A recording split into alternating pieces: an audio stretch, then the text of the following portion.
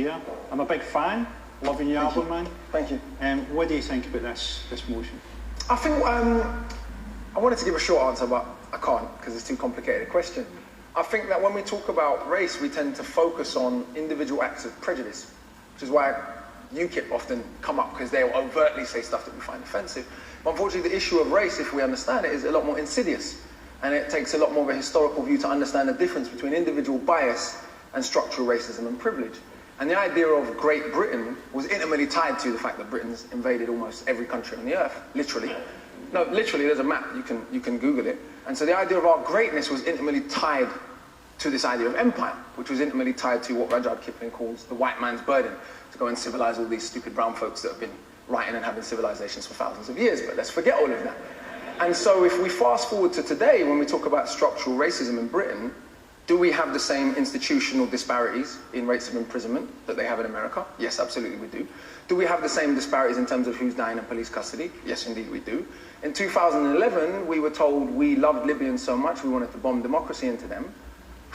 Less than 5 years later, we're leaving people fleeing the same conflict to drown in the sea, while giving a woman space in a national newspaper to refer to them as cockroaches.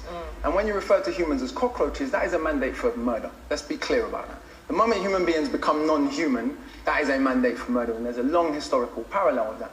Today, Germany, the country that bombed this country, in our grandparents' lifetimes, so theoretically the grandchildren of Nazis can get in and out of England easier than the grandchildren of people from the Commonwealth who fought against the Nazis.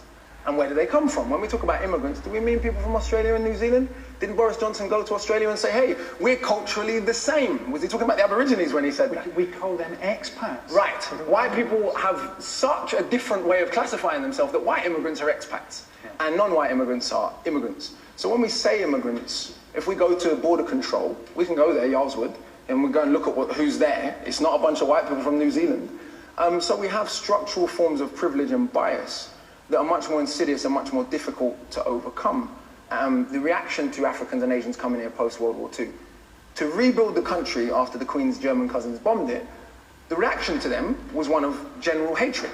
It's illogical. These people who had formerly been colonized by Britain had fought in both world wars. India gave 2.5 million volunteers, for those who don't know. When we talk about being saved by America in the war, we want to talk about being saved by India and Russia. That would be a bit more accurate. But that's a bit inconvenient.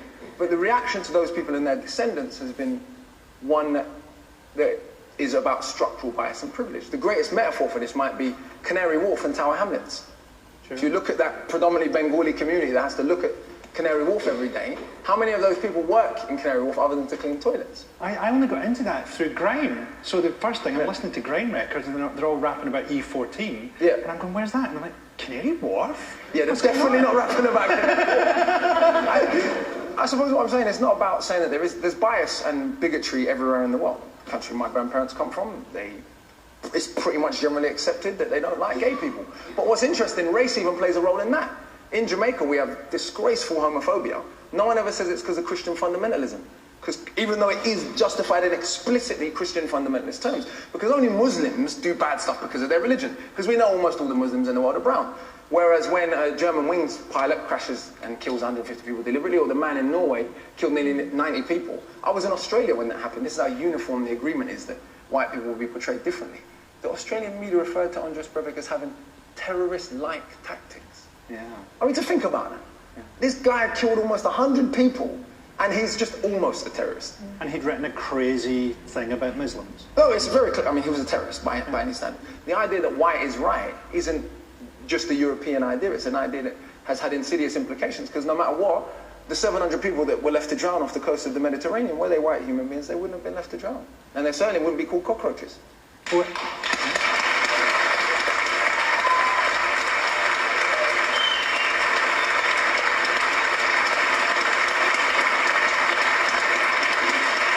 casual discrimination isn't exclusive to Britain, of course. Let's see how one Australian news anchor dealt with the issue of race while talking to a pair of twins in this incredible clip.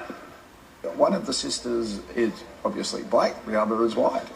The Alma twins come from a mixed-race family in the UK. Maria has taken after her half-Jamaican mum with dark skin and brown eyes and curly dark hair, but Lucy got her dad's fair skin, good on her, along with straight red hair and blue eyes.